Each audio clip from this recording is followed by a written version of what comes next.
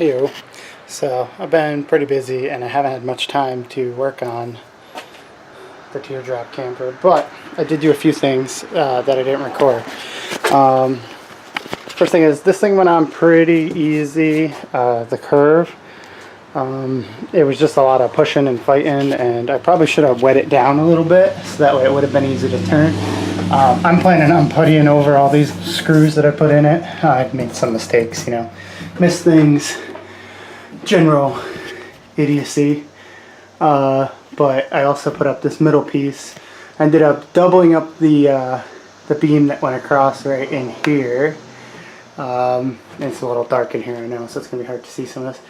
And then over here I took one out from the top. There was another one right in this area and I didn't need it, and there's probably gonna be a skylight right there, and I moved it down there so that way I can hook on another piece at the end.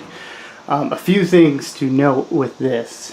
When I did it, I did the wood on the outside, so you can see there's a little edge here, leaving 4 feet on the inside, but it ended up being a hair under 4 feet. 4 feet would have been perfect because the board would have just fit on the inside, but it wasn't exactly perfect. It was a hair under, like I said. So what I ended up doing is I ended up doing the wood the opposite direction, which it's supposed to be easier to bend that way. I don't know if that's true or not, but like I said, it wasn't super complicated to bend that. Just a lot of pressure holding things in place, yada yada. So that kind of screwed me though in the long run, because I should have made it exactly 4 feet.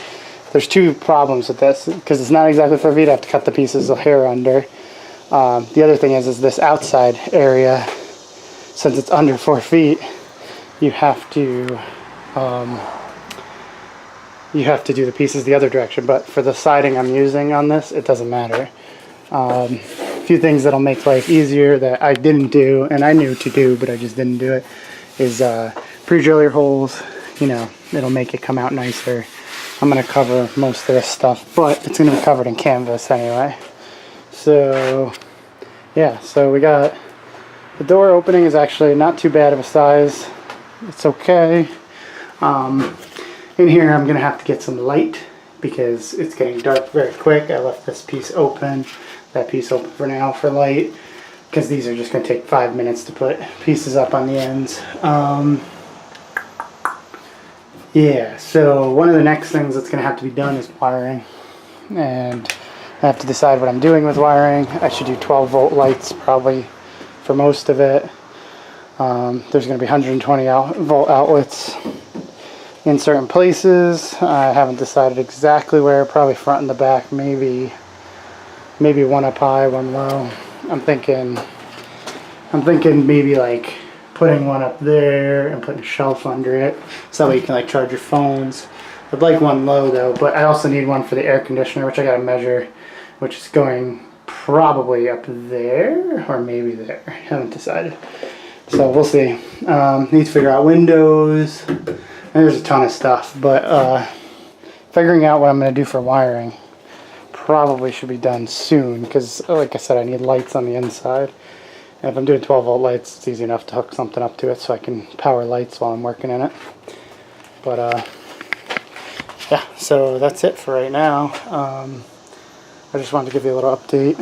And yeah, I know these videos are kind of weird because I can't do everything and talk through most of it because a lot of it's time consuming. So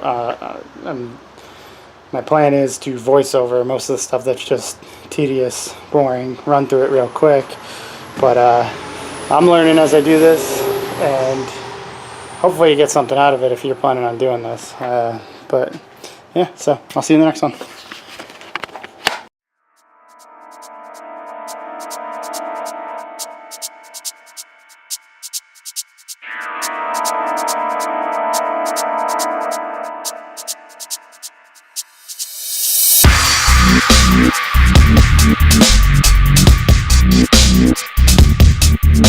What?